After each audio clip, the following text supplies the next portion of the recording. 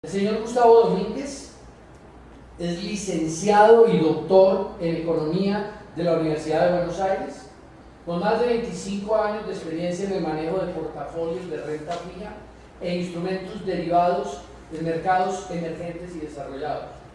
Antes de unirse a ADCAP, fue gestor de cartera y del miembro del Comité de Inversiones de Gottes Fund Management. Previamente fue director ejecutivo de la División de Mercados Emergentes de JP Morgan, a cargo del negocio de América, y presidente del Comité de Riesgos Global de Mercados Emergentes. Hasta el año 2000, el señor Domínguez fue el director global de trading para la división de renta fija internacional del Chase Manhattan Bank. Antes de unirse al Chase en 1994, era el cojefe de la Dirección de Intermediación de Activos Financieros.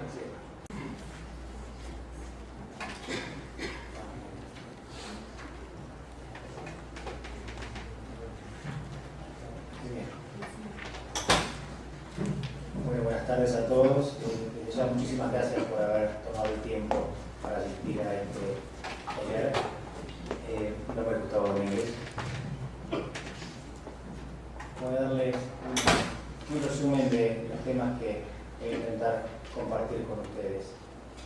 Una introducción que les voy a traer un poco hacia atrás, de cómo es que llegamos aquí. Resultados del modelo de inversión endowment de distintas universidades versus una alocación tradicional de portafolio entre renta fija y renta variable.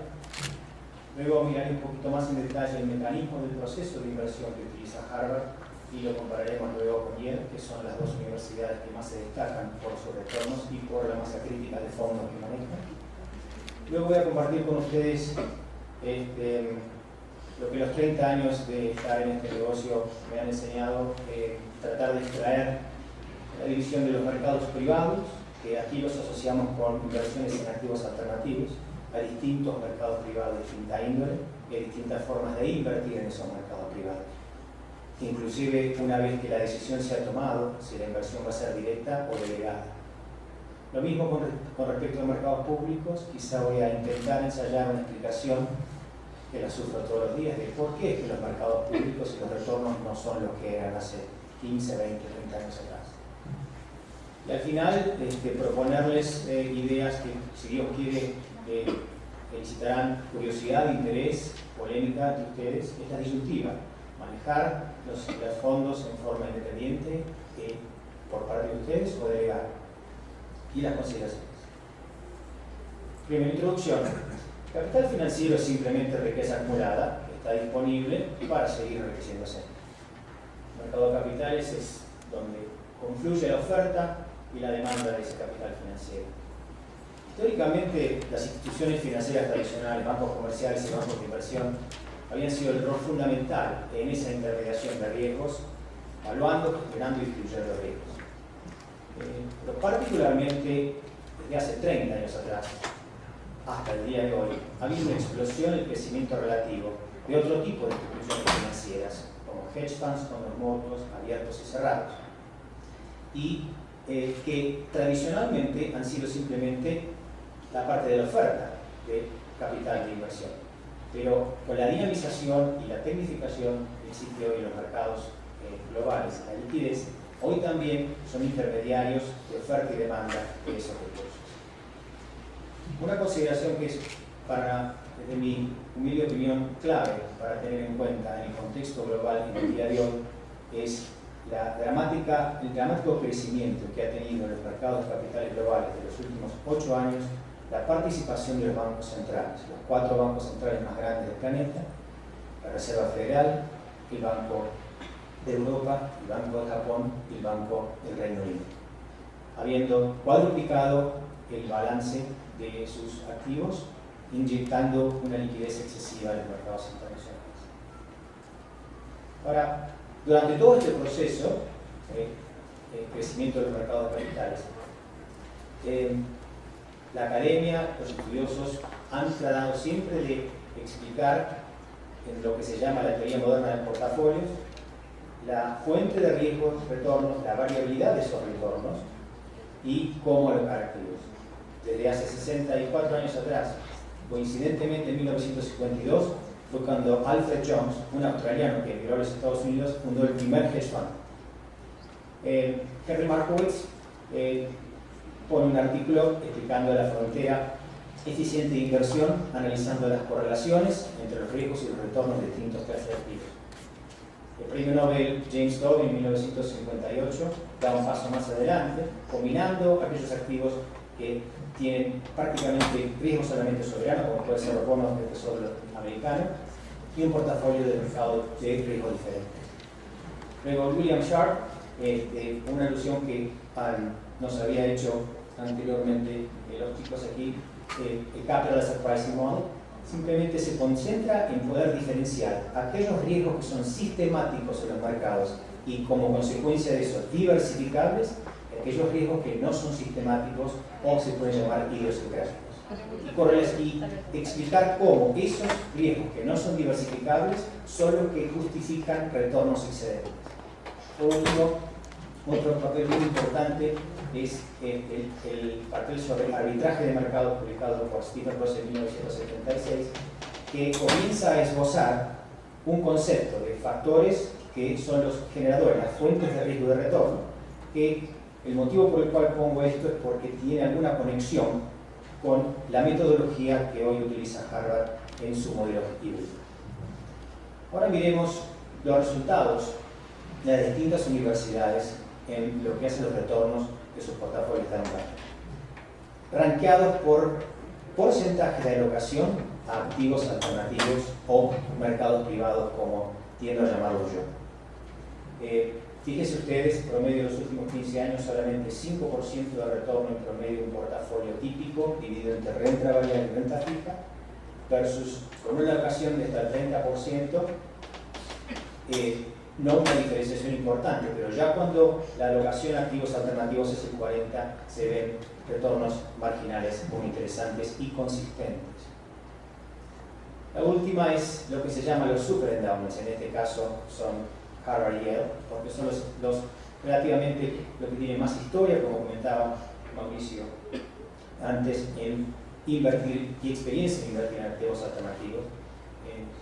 Son instituciones que tuve la oportunidad de conocer como clientes y luego enfrentarme con disyuntivas parecidas cuando tuve la responsabilidad de administrar activos para instituciones de distinto tipo, incluyendo fondos de pensión, seguros, bancos, familias y también endowments. ¿Cómo es que voy a comentar un poco más el proceso de Harvard versus el de Yale? Porque honestamente el de Yale funciona con enorme éxito como si fuera un fondo de fondos. El trabajo del equipo de David Swensen es elegir los mejores managers a quienes van a delegar la administración de determinados riesgos y subclases de activos a su portafolio. Harvard, como bien decían ellos, eligió no hacer esto. ¿Por qué? Porque Yale estaba ganando y le sigue ganando. Entonces, hace 5 años, un estudio muy exhaustivo, toman parte componentes de la teoría nueva de portafolio, teoría moderna de portafolios, y llegan a la conclusión que más importante que alocar y diversificar el portafolio en términos de clases de activos es identificar aquellos factores subyacentes en varias clases de activos que son las fuentes de riesgo y de retorno, y hacer primero esa alocación. Llegan a esa conclusión porque están sufriendo una distorsión muy importante en las correlaciones de los distintos tipos de activos a los que estamos acostumbrados quienes participamos en el mercado, yo 30 años y ellos más que nosotros, más que yo. Entonces se enfrentan con cómo no logran extraer sistemáticamente ese plus de retorno, ese plus de riesgo no diversificable, idiosincrático, del que hablaban los teóricos, sistemáticamente. Y se ven entonces obligados a tratar de intentar de ser inteligentes en extraer retornos de riesgos correlacionados. Con lo cual, el entender la dinámica de esas correlaciones y sus distorsiones es clave en la alocación. ¿Por qué esto es así? Bueno, en realidad toda la teoría moderna de portafolios, de aquí para adelante, y de los últimos 8 años de aquí para adelante, tiene algunas limitaciones adicionales de las que teóricamente ha tenido, porque las distorsiones que crea en los mercados, la presencia de los bancos centrales y la alta liquidez, no permite la aplicación de las conclusiones de estos estudios teóricos como lo podría haber hecho hace 20 años atrás. Pero también algo que ellos mencionaron, siempre ha sido una debilidad de los estudios, los análisis teóricos de la teoría de portafolio, que tiene que ver con asumir que los agentes económicos y los inversores siempre tienen la capacidad o siempre analizan las inversiones de forma tal que van a encontrar la mejor ecuación entre potencial retorno y riesgo. Un ejemplo muy sencillo. Si a ustedes les ofrecen dos alternativas, un juego donde 60% de las veces van a ganar 0, 40% de las veces van a ganar $400. La alternativa de jugar ese juego es que alguien venga y les den $100. ¿Qué eligen? Bueno, ustedes saben que 2/3 de las personas a quienes se responde esta disyuntiva eligen $100 seguro, que es exactamente la estrategia subóptima de riesgo esperado contra retorno. Y ese pequeño ejemplo se multiplica constantemente en uno de los comentarios que nos hacía ella respecto de tenemos sesgo. Entonces, aplicar una teoría que no admite el sesgo al día a día donde vivimos sesgado es un desafío muy, muy importante. Harvard luego llega a la conclusión de que la alocación estratégica y la ejecución táctica de su metodología de inversión no tiene una correlación directa con inversiones, simplemente con inversiones de corto y de largo plazo. La decisión del horizonte de inversión no tiene una correlación directa, como a veces se puede interpretar. Si es de largo plazo es estratégico, si es de corto plazo es táctico. Los dos conceptos conviven en el día a día de las decisiones. Ahora, el nombre que le han dado a su metodología la verdad que es bastante complicado, pero simplemente es: alocamos activos basados en factores, somos flexibles y no determinamos a priori cómo lo vamos a alocar.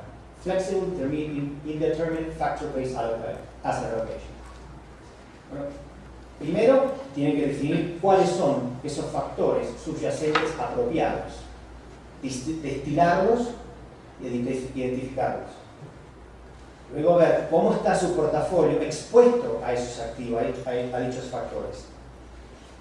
Por ejemplo, una clase de activo muy popular es renta variable en mercados emergentes. Pero cómo los distintos factores van a influenciar el comportamiento de mercados de renta variable en mercados emergentes no es unitario, porque no va a ocurrir lo mismo en aquellos exportadores como Brasil, Rusia, exportadores de materias primas, versus aquellos que son importadores de materias primas, como puede ser India, Corea o China. Entonces, el desmenuzar cómo los factores identificados van a influenciar las subalocaciones en activos es fundamental para ellos. ¿Qué exposición y a qué factores quieren tener? Elegir luego qué tipos de portafolio coinciden con la mejor exposición a factores deseados. Un ejemplo concreto. Si digamos que tienen interés en tener exposición a renta variable en sectores que se benefician con el aumento del precio del petróleo. Ok, perfecto. ¿Y qué correlación tienen los mercados de renta variable, en particular, con el precio del petróleo? Un ejemplo muy reciente. En el último trimestre del año pasado, primer trimestre de este año, uno se debería preguntar si era más barato para capturar el movimiento del precio del petróleo en petróleo o en compañías que estaban en energía o en una moneda de algún país que era exportador de petróleo. ¿Y cuál es la decisión final? Tiene que ver con qué tanta profundidad quiere el administrador de ese portafolio a el riesgo petróleo, con qué volatilidad y con qué elasticidad. Y luego, por último, muy importante, cuál de estos distintos mercados que ofrecen exposición al movimiento del precio del petróleo es más líquido y es más barato. Todas consideraciones importantes luego de haber decidido que queremos esa exposición en particular. Hoy por hoy, Harvard ha identificado 5 factores que intenta administrar. No porque no existan otros, sino porque han concluido que hay que adscribirse a la idea del 80-20. Hagamos las cosas 80% bien y no 100% bien, porque el último 20% nos va a tomar tanto trabajo y va a ser todo el trabajo imposible. Han simplificado, tratado de simplificar la identificación de factores: renta variable, tasa de interés, inflación, riesgo de crédito y moneda. Estos otros 2 factores los miran, los monitorean, pero como no existe suficiente historia en la relación riesgo-retorno que estos 2 factores contribuyen en el portafolio, los dejan como un residuo y lo incluyen constantemente en la ejecución táctica de sus inversiones. Este modelo, acá un pequeño aviso de APCA, mirando y entendiendo cómo estos administradores de portafolios manejan sus decisiones, hay algunos puntos de contacto que tienen que ver con nuestra filosofía dentro de APCA para la asesoría de inversiones y administración de portafolios. Es entender que la búsqueda de Holy Grail, de alfa y de retornos, de conseguir retorno adicional por riesgo idiosincrático, es prácticamente imposible. Entonces, lo mejor que uno puede hacer es tratar de ser inteligente en la administración de los riesgos direccionales que tienen altas correlaciones altamente inestables. Desde el punto de vista de administración de riesgo, hay que diversificar, tener muy claro la gestión a la exposición de los distintos factores y, en la medida posible, reducir riesgos que uno no quiere correr. El aspecto estratégico definitivamente es maximizar el retorno que uno va a lograr una vez que decidió la exposición que quiere ese factor en particular, en el caso de Harvard, uno de los 5. Balancear esa exposición, porque como les comentaba, la forma en la que distintas clases de activos van a responder en elasticidad, velocidad y volatilidad a la fuente de ese factor varía constantemente. Y es inteligente poner a preguntarse dónde está la mejor liquidez y la forma más barata de poder llegar a tener esa exposición a ese factor. Y desde el punto de vista táctico, algo que para nosotros es como la Biblia, es proteger capital, proteger capital, proteger capital. Mejorar los retornos, reducir riesgos, y las decisiones de ejecución táctica nunca las hacemos antes de tener bien claro a qué precio queremos entrar, a qué precio vamos a tener el objetivo, pero siempre tenemos un stop loss. Porque, para poner un ejemplo extremo, si en alguna inversión uno pierde el 50%, para poder recuperar el capital original tiene que ganar el 100%. Y es muy, muy difícil. Entonces, preservar el capital es el punto de la filosofía mucho más importante por encima de todos los demás.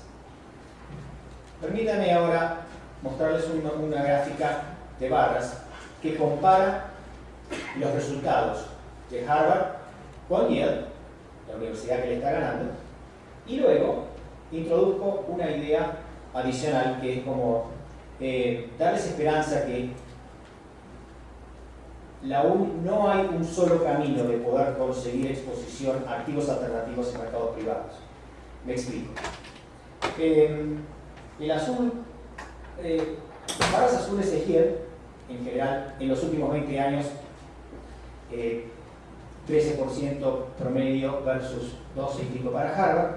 Fíjense que la diferencia de retornos se ha ampliado en los últimos 10 años. Y hace 5 años Harvard dice tengo que hacer algo y por eso cambia su metodología, aunque siempre habían tenido un modelo híbrido de inversión. La última columna es, hay un fondo en el Reino Unido que trata de estudiar y analizar el comportamiento de los portafolios tipo endowment, con una alocación importante a mercados privados, activos alternativos. Entonces se pregunta, bueno, ¿por qué es que Yale es mejor que Harvard? Porque tienen relaciones de tan largo tiempo, una masa crítica y poder tan importante de influenciar decisiones y conseguir aquellos mejores managers. Entonces, ¿es que ellos consiguen los mejores managers? Y si eso es así, sería imposible replicar la mayor parte de los retornos replicando ese portafolio utilizando índices, que existen índices de activos alternativos, o ETFs de activos alternativos, que existen también. Bueno, yo voy a ensayar una hipótesis y voy a tratar de darles algunos datos al respecto. no es una verdad 100% probada, pero este gráfico, que quizá de telaraña sea un poco difícil de interpretar, voy a tratar de simplificar las conclusiones. A la izquierda tenemos Harvard, a la derecha tenemos Yale, y lo que esta telaraña está diciendo es los porcentajes de alocación del portafolio a distintas clases de activos. Hedge funds, private equity, domestic equity, recursos naturales y bienes inmobiliarios, finca raíz. Y cómo estaba alocado en el 2008, 2010 y el 2014.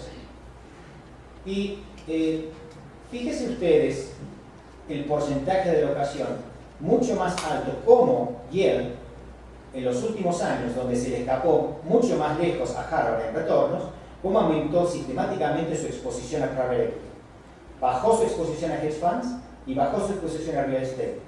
Mientras que Harvard aumentó real estate, no aumentó mucho private equity y disminuyó su exposición a recursos naturales. Entonces, ¿es porque Yale tiene la habilidad de elegir los mejores managers? ¿O es porque Yale invirtió más en private equity, que ha sido uno de los sectores de activos, la clase de activos de mejores retornos de los últimos 8 o 10 años? No tengo la respuesta 100%, pero acá hay parte de una explicación. Donde es que Yale realmente tiene la capacidad de obtener riesgos idiosincráticos y rentabilidad de riesgos idiosincráticos, o es simplemente, como es una verdad probada, que la mayor parte de la fuente de retornos de largo plazo en los portafolios tiene que ver con la capacidad de alocar a las clases de activos. Y por último, este modelo, este portafolio replicado de los últimos 15 años que ha construido Frontier Asset Management, utilizando simplemente índices, una combinación de ETFs, fondos mutuos e índices que replican el comportamiento de sectores. Digamos que por construcción, los retornos de este portafolio no tienen ninguna alocación, ninguna capacidad de extraer retornos adicionales por riesgo idiosincrático, por la capacidad de elegir ese manager que es mejor. Estos retornos tienen que ver con la alocación al sector de activos. Y miren, 85% de los retornos se logran de esta forma. Mi conclusión preliminar es que quizás no es que el que tiene los mejores retornos pudo extraer alfa, sino que simplemente tuvo la inteligencia, la capacidad de ubicar ese sector, esa clase de activo, ese factor que tiene los mejores retornos. Ahora voy a tratar de separar y caracterizar algunas características que diferencian a los mercados públicos o los mercados privados. Esta diferenciación no es taxativa y no se aplica en 100% de los casos, pero lo he experimentado en muchas alternativas y se repite. Por ejemplo, la forma en la que los mercados públicos están organizados son corporaciones. Y los mercados privados muchas veces son partnerships. El valor de los activos del mercado público los establece el mercado. En los mercados privados, el valor se establece en un punto del tiempo, en el momento de la compra. Y luego les voy a comentar un poco más de detalles al respecto. Los mercados públicos de capitales ofrecen acceso inmediato. Los mercados de capitales privados no ofrecen acceso inmediato. Son ilíquidos, a veces hay oportunidades y otras veces no. Los dueños de las corporaciones de mercados públicos tienen responsabilidad limitada. En la mayor parte de los casos, los dueños de las compañías privadas o activos privados tienen responsabilidad ilimitada. Los dueños en los mercados públicos tienden a estar muy diversificados. Los dueños de algunos y muchos casos de activos privados tienen su corazón, su vida y todo su futuro en esos activos. Tienen una alta concentración en la diversificación, con lo cual su dedicación y commitment es dramáticamente diferente. Y se entiende que los activos líquidos en mercados públicos operan eficientemente. Yo tengo muchas reservas al respecto de la definición de eficiencia, pero me tengo que adscribir a lo que se entiende en términos generales. Aquí los activos ilíquidos operan totalmente de forma imperfecta e ineficiente, pero como a lo que se refiere a Mauricio, muchas veces ofrecen oportunidades excelentes por esa ineficiencia, por esa liquidez. El objetivo en los mercados públicos, de aquellos gerentes de compañías de mercado público, es maximización de beneficios. El objetivo, sin excepción, de aquellos que operan en mercados privados es la creación de riqueza. Y, indefectiblemente, gracias a Wall Street y a la publicación de resultados trimestrales, todos sabemos que el rol número uno de un CEO de una compañía pública es administrar el balance. En realidad, la alternativa de aquellos que administran negocios privados es administrar ese negocio y esos activos. Déjenme darles un ejemplo de riesgo idiosincrático en mercados públicos. Quiere decir algo que no puedo diversificar, algo que me levanto a la mañana y ocurrió. Cuando yo invierto en una compañía en particular, siempre voy a estar expuesto a un caso Volkswagen. Siempre voy a estar expuesto a un caso Wells Fargo. Y tenemos que preguntarnos si tenemos interés en tomar ese riesgo, si podemos evitar tomarlo, pero aún más importante, si pensamos que hay oportunidad de beneficiarse de ese riesgo idiosincrático, ¿lo hacemos en los mercados públicos o en los mercados privados? Donde ese riesgo idiosincrático puede ser fuente de retornos diferenciales. Ahora, voy a compartir con ustedes la descripción de tres categorías, grandes categorías de mercados privados: private equity, activos físicos reales y real estate, inmobiliario, finca raíz. Tiene la oportunidad de invertir en fondos administrando capital de 16.700 millones de dólares, una combinación de invertir en fondos, administrar activos directamente, privados y públicos. Y soy muy optimista, pero quizás en la charla, en los conceptos que voy a compartir con ustedes, pueden ustedes mirar que les voy a contar mucho más de las malas experiencias y cuídense, porque creo que lo que más nos enseña es evitar problemas. Entonces, ¿cuál es el estilo de inversión que, en mi humilde opinión, funciona en los mercados privados? Bottom up. Desmenuzar al activo o a la compañía privada, si private equity, tener una cercanía al activo como elemento fundamental. Es el método Benjamin Graham. Entender el activo, analizarlo y asegurarnos que en el momento que estamos comprando, ahí es donde está la ganancia tomada, porque compramos el activo a buen valor.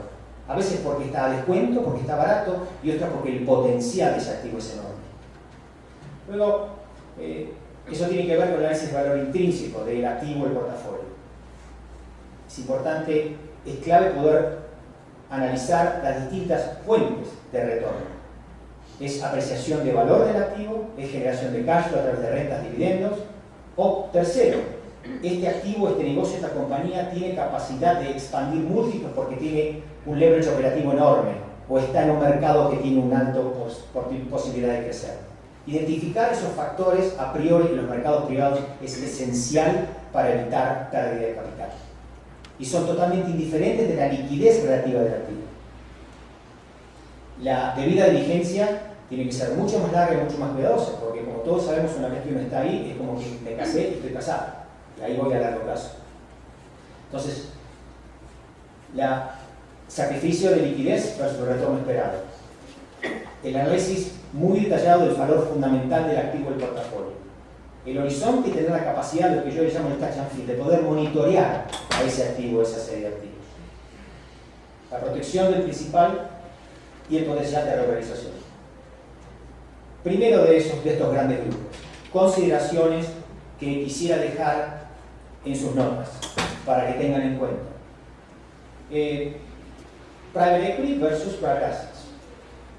Para darles un ejemplo, viene alguien y dice: tengo una compañía privada que yo compro y administro hoteles. Invierta en mi compañía. Ok, vamos a vivir con el directorio, la gerencia, la burocracia. Ahora, fíjense si alguien dice: yo tengo esta compañía y yo como inversor le digo a este señor: señor, yo no quiero comprar su compañía, pero quiero comprar sus hoteles. Y lo voy a contratar a usted como creador de los hoteles. Su balance va a mejorar, su cash va a mejorar, y yo me encargo de conseguir deuda para manejar ese hotel. El poder tener conexión muchísimo más directa con el activo final, tener un operador competente y administrar ese balance, en lugar de delegar en alguien que maneje una compañía. Es una consideración muy importante. No desestima en absoluto el valor del negocio de private equity en un portafolio, porque no hay ninguna duda de que estos capitales tienen la capacidad de encontrar compañías que uno independientemente no podría. Pero son consideraciones para tener en cuenta qué tan cercanos nosotros como inversores vamos a poder estar versus las decisiones de esa corporación o fondo. Aquí algunas reflexiones. El precio que lo que uno paga y el valor es lo que uno consigue a través del precio que pagó. Muchas veces, ¿por qué tiene sentido considerar inversiones en mercados privados? Porque de esa forma uno está comprando un negocio o un portafolio de negocios, no un stock, no una acción. Y está comprando la administración no de un balance, sino de activos y de un negocio. La última es, diversificación solamente se requiere cuando los inventos no saben lo que están haciendo. Bueno, yo confieso, yo no sé lo que estoy haciendo. Para mí la diversificación es imprescindible. Segundo grupo, activos físicos reales. Aquí tengo muchas cicatrices para compartir con ustedes. Sector ganadero, agropecuario, transportes, tierra, forestación, hotelería, energía alternativa, minería, energía convencional.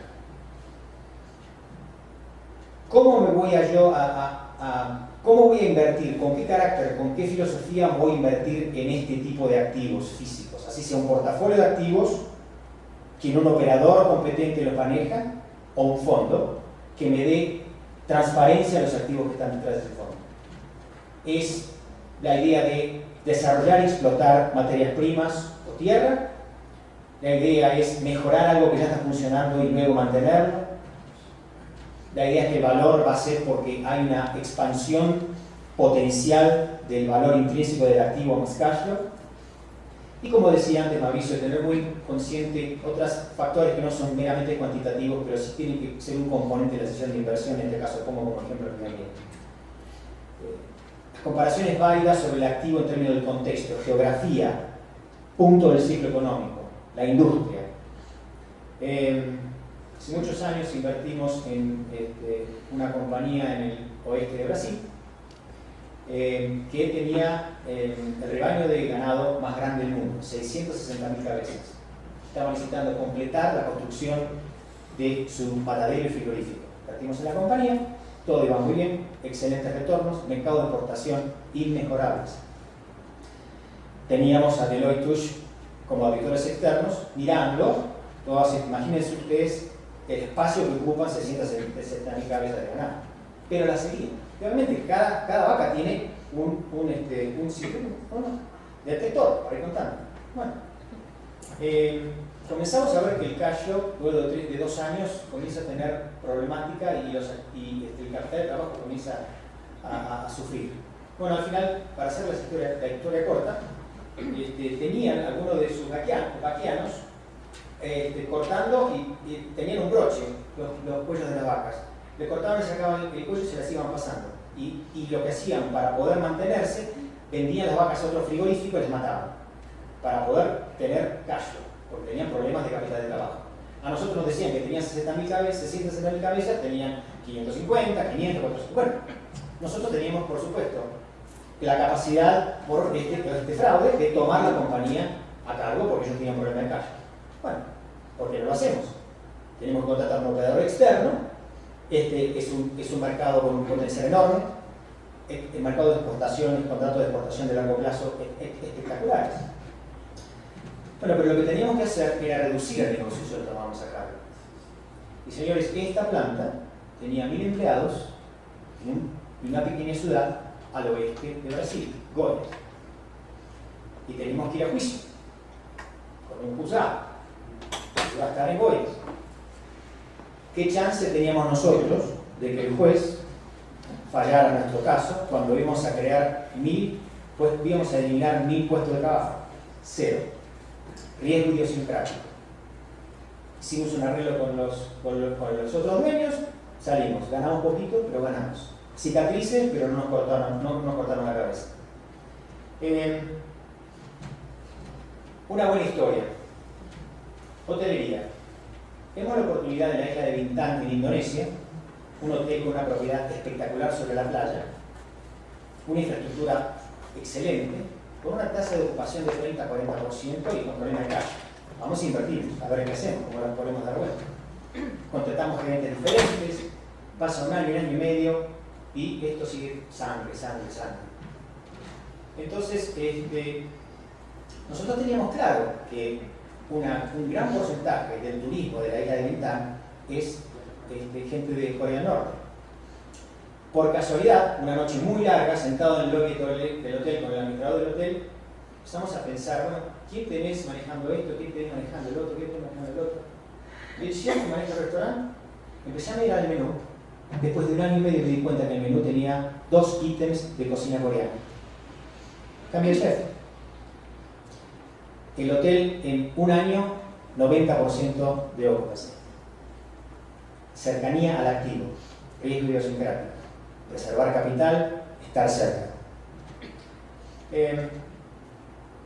No hay ninguna duda que los activos físicos son parte del ciclo económico y tienen distintos ciclos de oferta y demanda.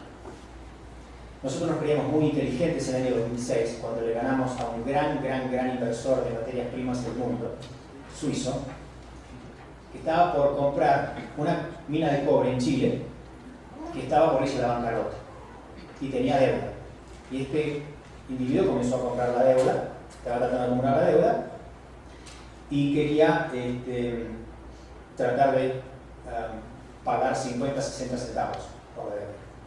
Por supuesto, comprar la compañía. Una vez contrataba la deuda, controlaba la compañía. Nosotros miramos el valor intrínseco de esta mina de cobre, la capacidad de explotar cobre. El cobre valía 3.40 en ese momento del mercado internacional, ahora vale 2.15.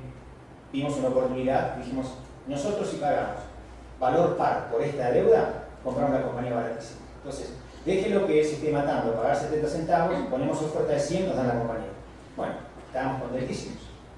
Entonces tenemos que poner a operar la mina de cobre. Contratamos asesores externos, nos asesoran, ven la maquinaria, pero lo que ocurre es como que esta compañía había estado con severos problemas en bancarrota hacía 2 años que no operaba. Y en Chile había que reaplicar las licencias para que el gobierno permita la explotación de cobre. Hasta que esa explotación de cobre no fuera utilizada, no podíamos comenzar a operar. Pero que lamentablemente lo que comenzó a ocurrir, y que no lo sabíamos, la infraestructura, la maquinaria, se comenzó a deteriorar. Ahora, nosotros decíamos, el valor intrínseco de esta compañía tiene una enorme variabilidad respecto del precio del cobre en el mundo.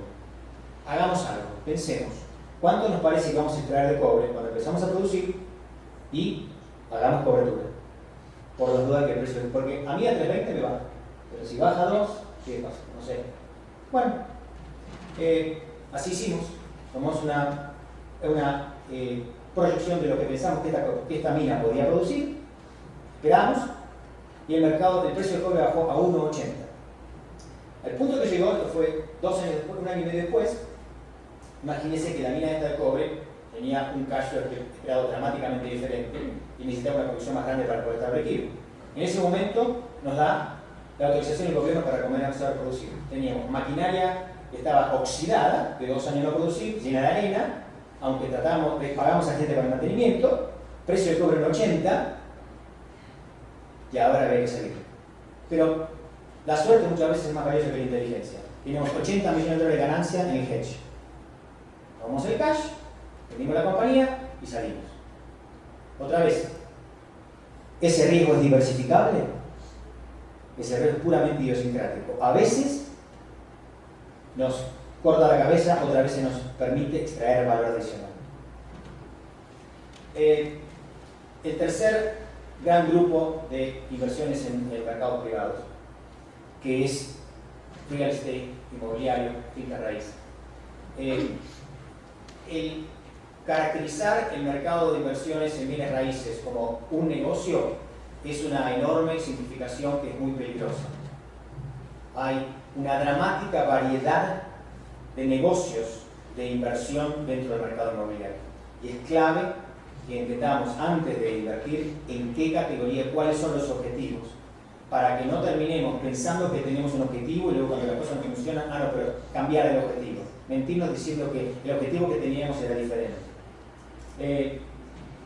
Estoy tratando de enumerar, no necesariamente taxativamente otra vez, en mi experiencia, algunos tipos de inversión en propiedades inmobiliarias que son en general muy rentables. Primero es comprar activos de dueños en bancarrota. Y la clave ahí es entender la fuente y la limpieza y claridad del título de la propiedad. Lo otro puede ser adquisición, renovación y venta. Hay un factor muy importante que lo sufrimos en México nosotros cuando invertimos en un proyecto de desarrollo de vivienda accesible para la población del sur de Monterrey, es el conflicto de interés entre el contratista y el que ejecuta. ¿Para quién está trabajando? Para el dueño del proyecto, está trabajando para un amigo que tiene, que es el proveedor. Nosotros teníamos, creo que eran 2.300 viviendas, necesitábamos, digamos, 3.000 inodoros, porque algunas viviendas tenían 2 baños, otras tenían 1. Y no se nos había ocurrido nunca mirar la factura de los inodoros. Y un día un colega dice, mira, estuve en Monterrey, miré, me encontré, compramos 6.000 inodoros. Si necesitamos 3.000. ¿Dónde está esa plata? Entonces, como comentaba antes Mauricio, el poder entender los potenciales conflictos de interés en los mercados privados es clave para poder evitar problemas y chocar el auto. Tierra, construcción, desarrollo y venta. En mi experiencia, cada vez que perdí dinero en fondear, en invertir en construcción, desarrollo y venta, no hay excepción en cuál ha sido la parte, el talón de Aquiles, la parte débil. Les doy un ejemplo. Campo de golf con hotel en el noreste de Brasil. Grupo español, coinvertimos con ellos. Los permisos para construir los tenían, para poner los caños de agua, electricidad, todo perfectamente bien. Pero la velocidad, y tenían financiación de banco, pero obviamente con base a el valor de la tierra. Luego, por muy buena negociación, consiguen que el banco les dé valor de colateral con valor de tierra, no madre, sino tierra con cloacas, con caños y con electricidad, que es mucho más valiosa. Pero la velocidad, dada la recesión que estaba viviendo Europa, España, que era el principal fuente de turistas que iban a comprar tiempo compartido, la velocidad a la que estaban entrando esas ventas empezó a apretar el cash flow en el segundo año, donde había que tener el capital de trabajo para seguir construyendo el segundo piso para abrir el hotel y para poder la infraestructura del campo de golf. Y nadie iba a prestar dinero sobre el aire, porque todo el colateral estaba matado, estaba ya comprometido. El proyecto fracasó. Entonces, el segundo y tercer año en cualquier inversión inmobiliaria de desarrollo y construcción es la clave. ¿Hay agua? ¿Hay suficiente carril para poder pasar el segundo o tercer año? Si se pasa el segundo o tercer año, está bien, van a ganar dinero, porque van a tener la capacidad de realizar ese valor intrínseco. Si no, la debilidad puede matar. Entonces, para recapitular, hay que preguntarse, en mi opinión, ¿dónde está la propuesta de valor? ¿Está exclusivamente en el nicho existente para acceder a la compra? ¿Está en la combinación de la compra y el mejoramiento? ¿Está en la creación de algo nuevo que cubre necesidades de vivienda o comercio en un sector geográfico de crecimiento? ¿O está simplemente en la extracción de cash flows comprando activos de renta? Antes de pasar a una breve caracterización de los desafíos que veo yo en los mercados públicos hoy, es este tipo de activos que para mí es como transición, hedge funds. Aquella subsector de hedge funds que invierten en mercados públicos. Definitivamente hay muchos hedge funds que invierten en mercados privados, pero aquellos que invierten en mercados públicos es efectivamente una inversión privada en mercados públicos. Eso tiene sus ventajas y desventajas. Y esta caracterización no es mía, la copié, pero me pareció la verdad muy útil. Aquellos hedge funds cuya estrategia de inversión efectivamente, probadamente, actúan como diversificadores de los retornos del resto del portafolio de mercado. Tiene que ver con esos fondos que invierten en activos altamente líquidos, que no invierten en activos con riesgo idiosincrático, sino en los grandes activos del mundo, los futuros, los mercados más líquidos.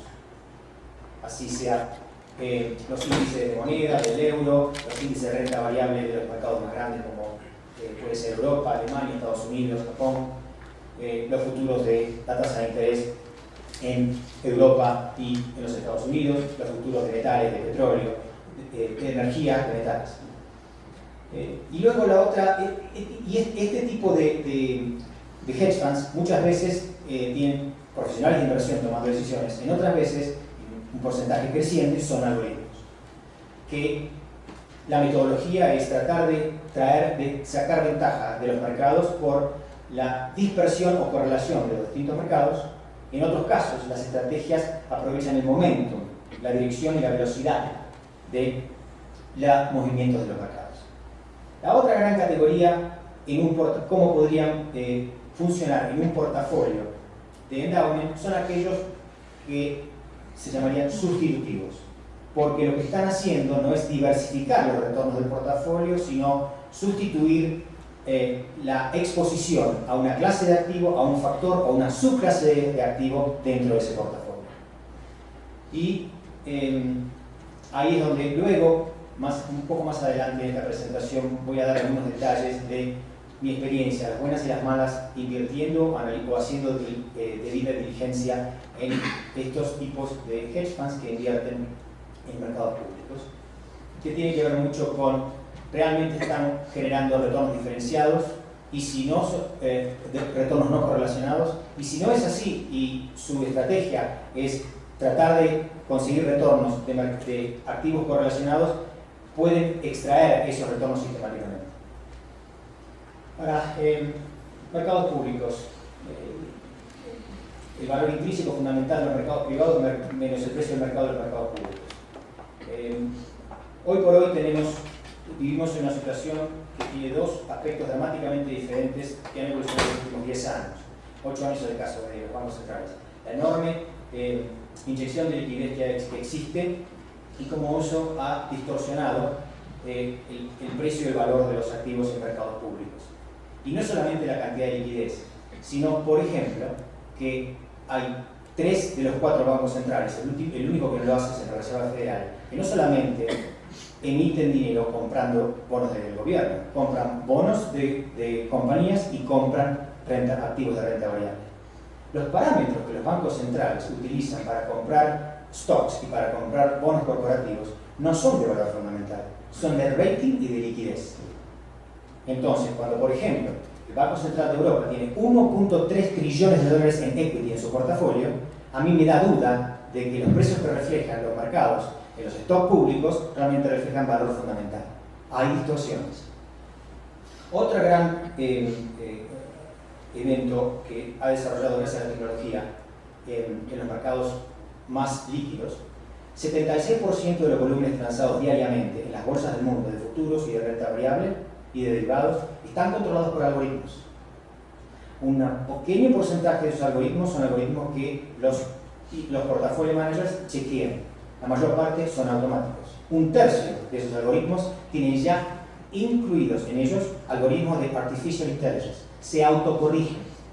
Ahora, damas y caballeros, ¿a ustedes les parece que los algoritmos hacen valor fundamental de la compañía?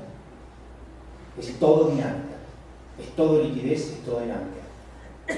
Entonces, nosotros hoy por hoy, en APCA y a nuestros inversores, somos muy cautelosos respecto de la consistente habilidad de cualquier manager de conseguir retornos positivos excelentes en un mercado que funciona con distorsiones de esta magnitud.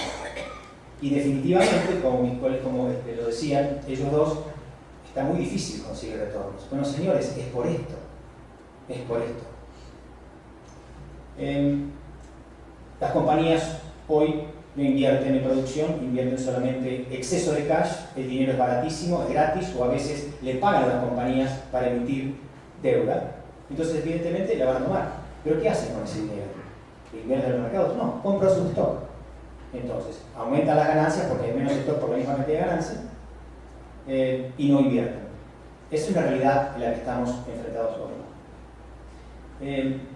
Ventajas y desventajas de renta variable y renta fija en los mercados públicos tradicionales.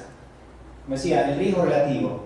Bueno, ¿tiene sentido tener exposición a renta variable o renta fija en activos específicos? Puede ser, pero la distorsión de la evaluación que crea esta situación internacional hace pensar que cuando a nosotros siempre nos enseñan que la renta variable es un activo de más riesgo que la renta fija, yo respondo, depende cuál.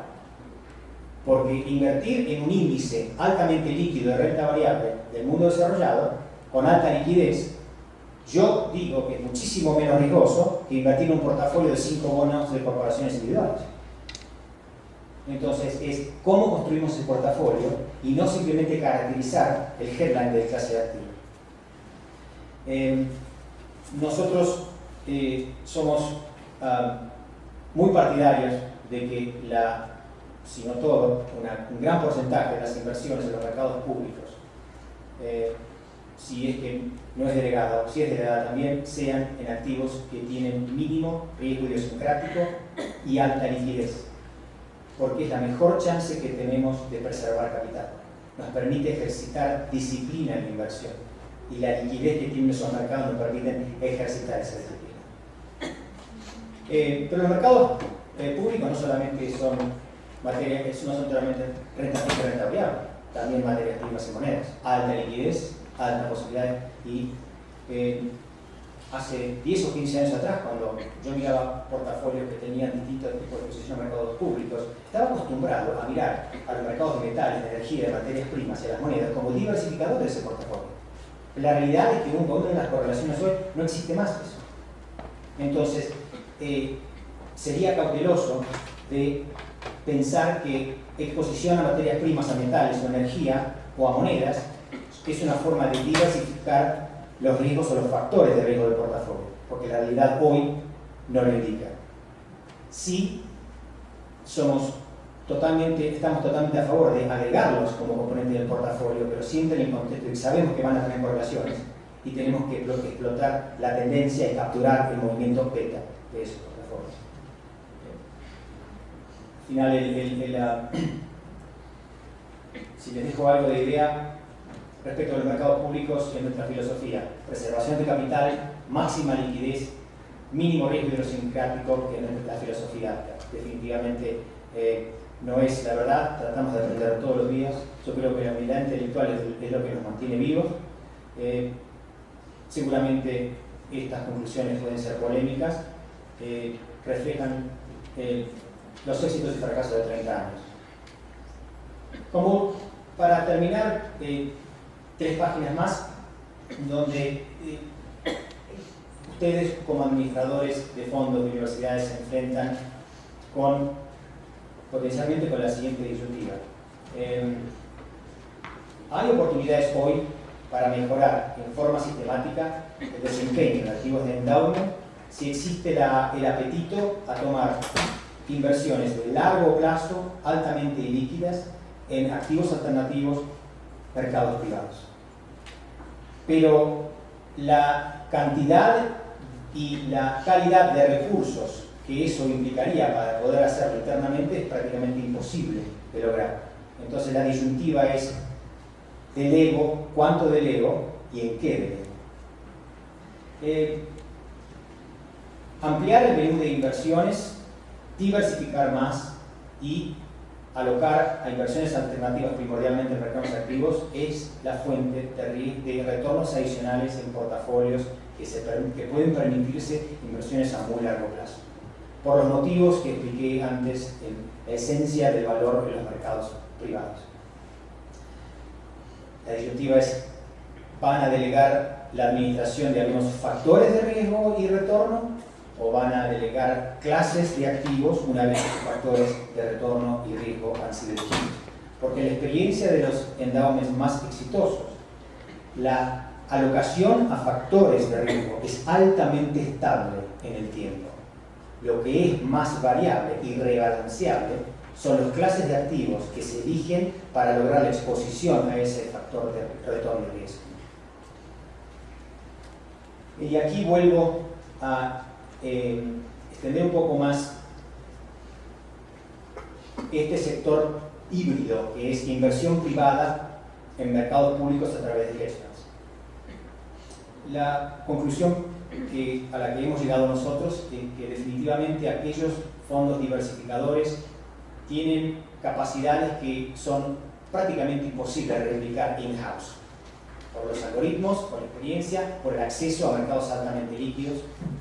Ahora, aquellos hedge funds que invierten en clases de activos que serían sustitutos a las clases de activos de un portafolio estable. Nosotros no le vamos a tomar la decisión por ustedes, pero voy a compartir con ustedes lo que serían preguntas primigenias antes de entrar en la debida diligencia que nos describió ella, que es definitivamente claro. Estos fondos son realmente generadores de alfa de este riesgo idiosincrático dentro de los riesgos que administran, o lo que están haciendo es intentar tener una habilidad sistemática de capturar movimientos direccionales de los distintos mercados. Entonces, es decir, están tratando de hacer beta inteligente. Realmente, y quizá el mejor ejemplo de esto puede ser un fondo de private equity, están ofreciendo una exposición a una subclase o sector dentro del riesgo que ustedes han decidido delegar y que este fondo administra, que sería imposible para nosotros acceder de una forma autónoma e independiente. Aquí están algunas posibles categorías de hedge funds como inversiones privadas en mercados públicos. Por último, consideraciones finales. Esto se aplica a cualquier tipo de administrador o fondo. Ustedes, independientemente de que sea mercados públicos o privados, en cualquier geografía y sector. Muchos de los administradores de compañías de hedge funds, de fondos de inversión, definitivamente están para ganar dinero. Ganan cuanto más activos tienen.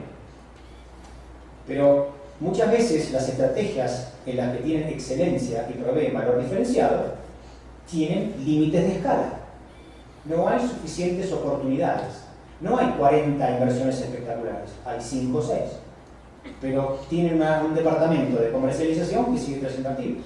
Entonces, lo hablamos el otro día como aviso, hay tantos ejemplos de esto, que en vez de invertir, tienen hobbies. Y tienen spin doctors, tienen gente que se especializa en crear la historia para que nosotros veamos, qué interesante lo que está haciendo. Pero no tiene valor diferenciado, no tiene capacidades particulares. Pero la necesidad de aplicar activos y no tener cash, lo lleva. Hay que tener muchísimo cuidado con esa característica. El mismo incentivo de crear activos, los fondos, los hedge funds, el 80%, con por lo menos 3/4 del 80% de los 560 hedge funds que he analizado en los últimos 11 años, que tienen mucho éxito y tienen gran cantidad de activos, uno ve la trayectoria de los retornos y uno entiende por qué es que generaban tantos retornos antes y ahora no. Entonces, porque las oportunidades son menores. Sí, pero ¿saben qué? La volatilidad de esos retornos ha caído dramáticamente. ¿Saben por qué? Porque no tienen problemas. El 2% sobre activos es más que suficiente. No trabajan para el 20% de las ganancias. Y si ustedes quieren que su manager esté trabajando para las ganancias, tengan cuidado de ponerse, es la contracara de aquellos hedge funds que son enormemente establecidos, con mucho tiempo y muchas inversiones. Activos muy grandes. Entonces, son sólidos, tienen un track record muy largo, pero ellos no trabajan más para las ganancias, trabajan para no romper plazos, porque el 2% es de sobra. Como les comenté antes, aquellos que son más grandes y pueden pagar millones de dólares por su colección de arte en sus oficinas, el famoso Steve Cohen, también pueden pagar por los marketers más excelentes, más sofisticados. Cuenta historias. Yo les aseguro que son enormemente sofisticados. Ser escéptico cuando uno tiene que delegar la parte de la administración de un portafolio no tiene downside. No tiene downside. Ahora, al mismo tiempo le van a contar de que sí es al final es long short equity, o es event driven, o es crédito, pero nosotros tenemos un nicho. Miren los retornos que vamos a poder obtener, o los activos en los que estamos invertidos tienen este potencial. Pero ese potencial que tienen los activos, ¿en realidad es un nicho? ¿O es simplemente en la realidad de los mercados internacionales hoy, donde los grandes proveedores de liquidez, que son los grandes bancos mundiales, no tienen la oportunidad de proveer liquidez? Es liquidez enmascarada. Y si ustedes han decidido tomar riesgo de liquidez como factor residual en sus portafolios, ¿en qué forma la van a tomar? ¿Delegando la responsabilidad a un hedge fund manager que invierte en mercados públicos? ¿O poniendo liquidez como factor en inversiones privadas a largo plazo? ¿Qué tiene Touch and Feel? Decisión a tomar. Y como último, dos ideas. Yo diría que por 2 o 3 años, cuando yo tenía que tomar decisiones con mis 4 colegas del comité de inversión a veces administrábamos activos o mercados directamente, otras veces contratábamos a operadores y a veces invertíamos en fondos.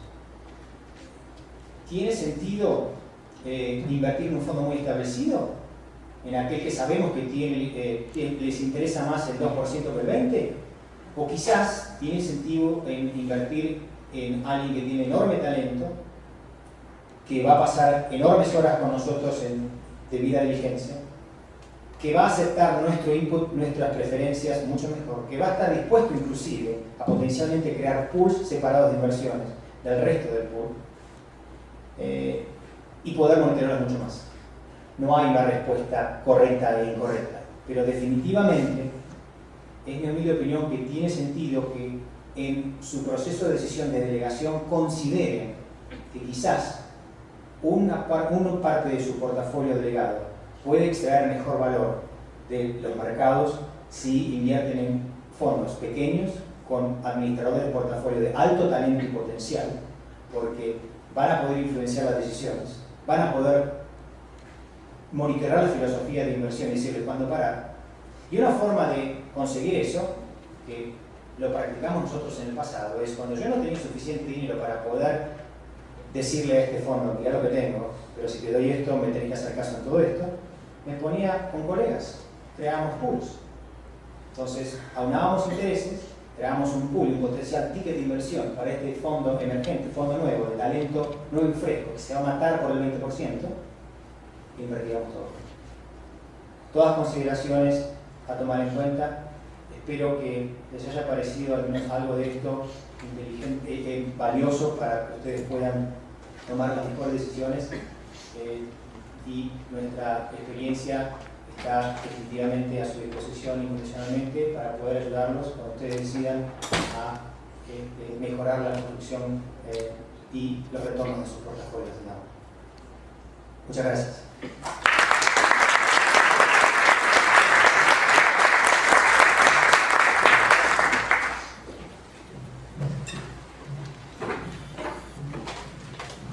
Bueno, muchas gracias.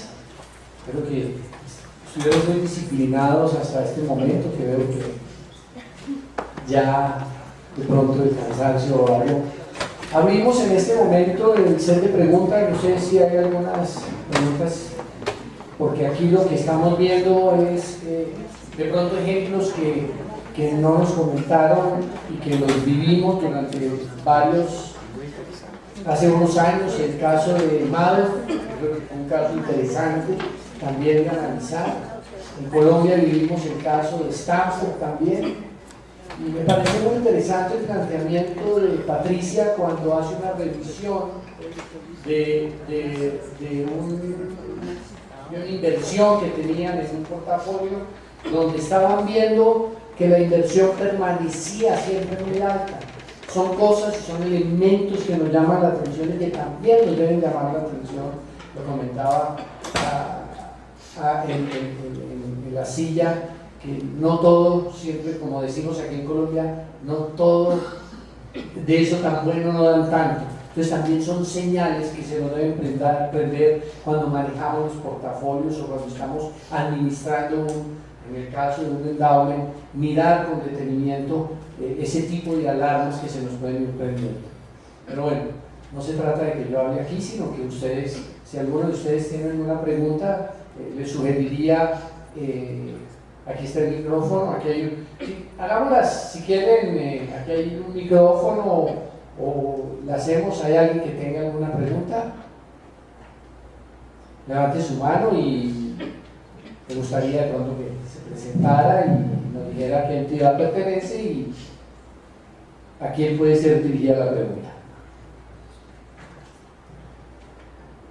Bueno, muchas gracias. Mi nombre es Camilo Gaitán, yo soy el rector de Unipanamericana y hubiera querido hacer esta pregunta mucho antes, no solo al final de las presentaciones, porque oyendo al doctor Mauricio Guzmán cuando hizo la presentación y con las cifras que presentó, no sé si entendí bien, la impresión que uno tiene es que los endowments no solamente se nutren de los rendimientos financieros de los portafolios, sino también me pareció a mí, con mis nociones básicas de matemáticas, que se nutren de las donaciones y los aportes que hacen a esos fondos. Porque si no, no darían para financiar el 35 o el 55% del presupuesto de funcionamiento de universidades tan grandes como la de Harvard o la de Yale. Entonces, digamos, un componente muy importante de los endowments es mantener esa rutina de fundraising permanente que permita aportar capital a lo que de otra parte se nutre también de las actividades financieras. Entonces, no sé si entendí bien, porque me parece que esto es fundamental para uno entender la dinámica de esto. Yo entiendo que por la naturaleza del evento, las presentaciones están más orientadas al tema financiero, naturalmente, pero quienes, digamos, somos todavía primíparos en esto de los endowments, quisiéramos entender mejor cómo funciona esto, además de todo el tema del portafolio de inversiones. Vale, muchas gracias por la observación, porque es exactamente como usted lo ha dicho. Los endowments, de hecho, el primer endowment del mundo pudo ser el de Harvard, como en 1650, poco después de la fundación de la universidad. El origen del endowment de Harvard fue una donación que hizo una persona cercana a la universidad. Entonces, el concepto de endowment y el de fundraising están íntimamente ligados. Es su naturaleza, el origen natural es ese. Lo que pasa es que digamos que todo el concepto que se ha desarrollado alrededor de esto es para que sean capaces de forma interna y, digamos, crecer de forma natural por unos rendimientos en exceso de la tasa de retorno. Pero definitivamente las donaciones son, en el caso de la Javeriana, lo que nosotros hicimos es una combinación. Digamos que el endowment está pensado como el fondo patrimonial donde se reciben las donaciones, pero que también tiene un aporte muy significativo de la universidad, que tomó una decisión institucional, como lo hablamos en su momento, de repagar parte de sus activos líquidos y constituir un patrimonio autónomo de la universidad con esos fondos. Y lo que tenemos a nivel de gobierno interno corporativo es: la universidad tiene su operación separada del endowment. Si la operación eventualmente genera algún excedente de liquidez, el consejo directivo toma la decisión si capitaliza esos excedentes al patrimonio, al endowment. Esa es una fuente adicional y relativamente eventual de recursos para el endowment. Los que deberían ser permanentes precisamente son las donaciones y los rendimientos en exceso del gasto.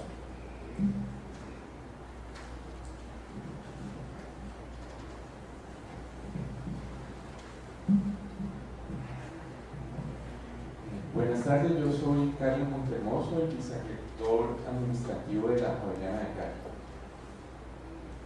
Yo veo que en los endowments tenemos una fase de acumulación de capital y posteriormente una fase de conservación o de un aumento más marginal.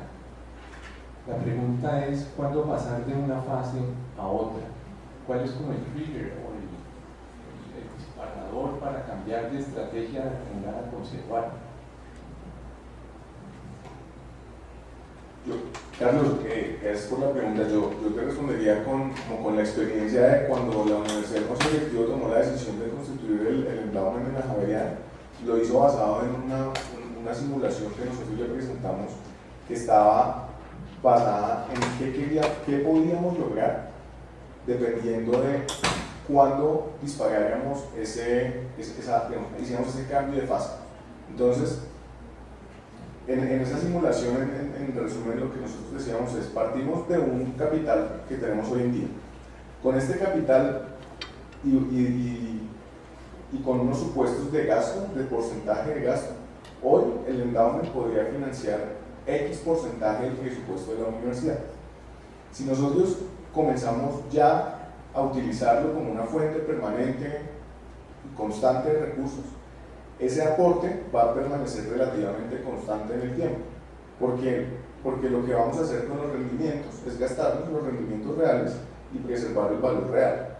Pero si, y aquí venía la simulación, decíamos, si no comenzamos a utilizarlo en este momento, si no somos capaces de mantener la tasa de gasto en cero durante 5 años, ese porcentaje de aporte que le va a permitir hacer a la universidad el endowment ya no va a ser del 5%, sino el 10%.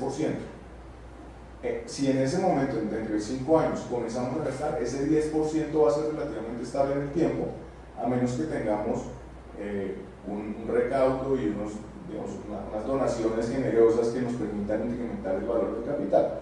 Pero digamos que la misma dinámica en el endowment lo que va a hacer es mantener más o menos en el 10%. Entonces, como que la respuesta a la pregunta sería, de esos, cuando veamos las diapositivas de qué porcentaje del presupuesto operacional de la universidad se financia a través de distribuciones del endowment, entonces a dónde quiero llegar, cuánto es un nivel óptimo para mí. Es decir, digamos que en Estados Unidos es el 9.7% promedio, pero que el rango es demasiado amplio, parte del 0.3% y llega hasta el 55%.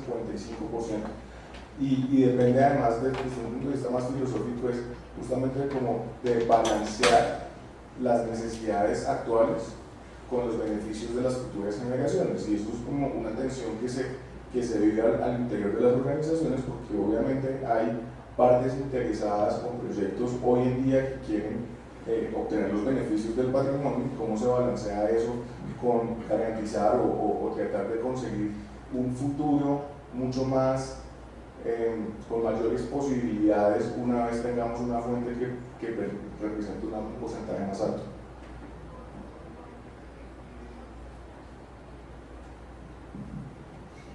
¿Alguien más?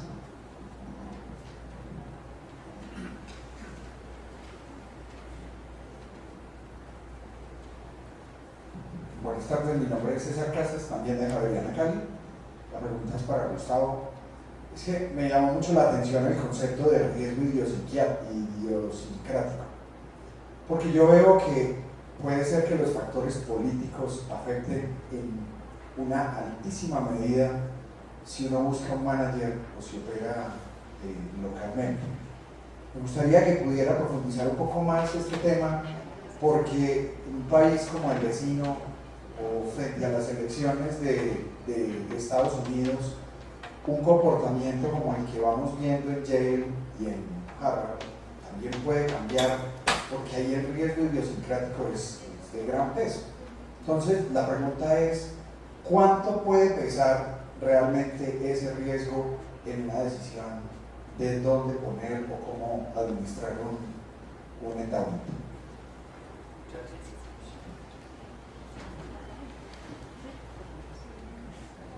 Gracias por la pregunta. Sí, definitivamente usted tiene 100% de razón. El contexto político es clave en poder determinar la probabilidad de poder realizar retornos. La jurisdicción cambia, el gobierno cambia, el sistema tributario o la regulación del mercado cambia,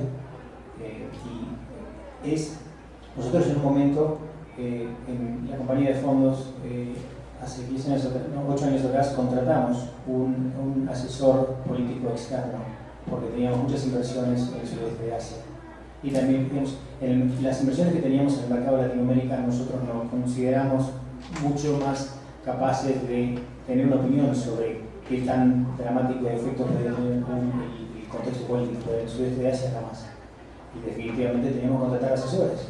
En otros casos, la forma en la que nosotros, no quiero abrirlo, un ejemplo concreto de riesgo político.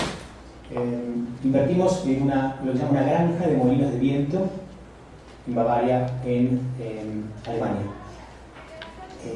Una inversión de bajo retorno, pero gran diversificadora dentro del portafolio y con una volatilidad de rendimientos prácticamente nula. Muy buen desempeño.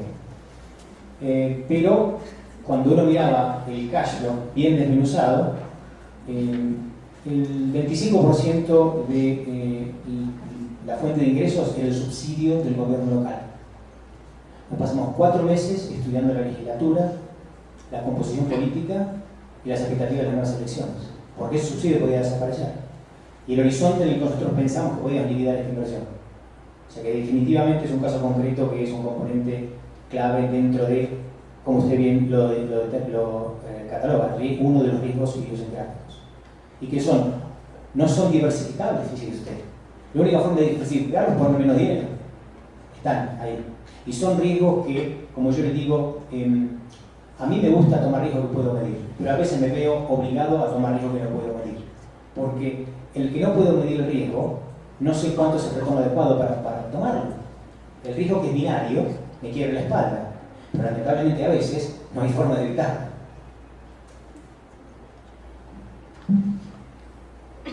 ¿Alguien más tiene otra pregunta?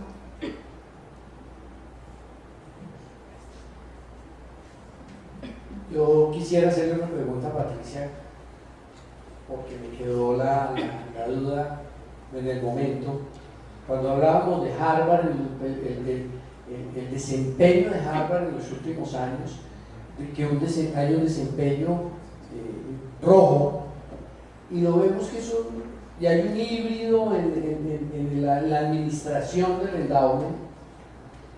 La pregunta que yo me hacía es, ¿cuál de los dos fue mejor desempeño? ¿El desempeño de los asesores o el desempeño interno? No sé si tienen algo de esas cifras que nos mostraron. Sí, me surgió esa inquietud. Quisiera saber si hay algo de eso. Esa es una excelente pregunta. Digamos que más allá de decirte que fue el equipo interno o la selección de managers, es el tema de alineamiento de intereses. Cuando uno está manejando un portafolio de manera directa y su compensación va ligada al desempeño de su portafolio, digamos que de alguna manera están alineados los intereses.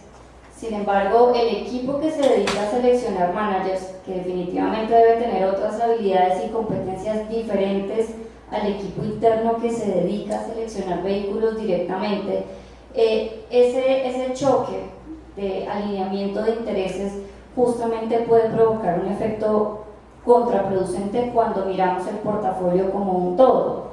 De pronto a los seleccionadores de managers les va mucho mejor porque le pegan al gestor que es, en el activo que es, pero el equipo interno que está luchando y sufriendo el día a día en la ejecución de pronto no tiene tan buena suerte, digámoslo así, y se genera una competencia entre el equipo interno y el otro equipo que está buscando gestores tercerizados. Entonces, de alguna manera es como que los efectos positivos de uno se netean con los efectos negativos del otro. Gracias, Patricia. Bueno, les agradecemos a ustedes su paciencia, la permanencia en el aula, muy importante. Gracias a los expositores. Nuevamente, de parte de ADCAT, le agradecemos a la Universidad Javeriana por permitirnos este espacio de reflexión, de traer algo diferente al mercado, porque es algo que no habíamos tratado, y agradecer a Mauricio y a Patricia, obviamente a Gustavo, que con tanto interés quisieron tratar estos temas. Esperamos que eso quede en la memoria, en la rutina de ustedes, y cualquier cosa estamos para servirle, como bien lo anotó Gustavo. Entonces les agradecemos mucho y los invitamos entonces ahorita a las dos cosas: a dar la vuelta por el nuevo edificio o al cóctel, ustedes escogen. Muchas gracias.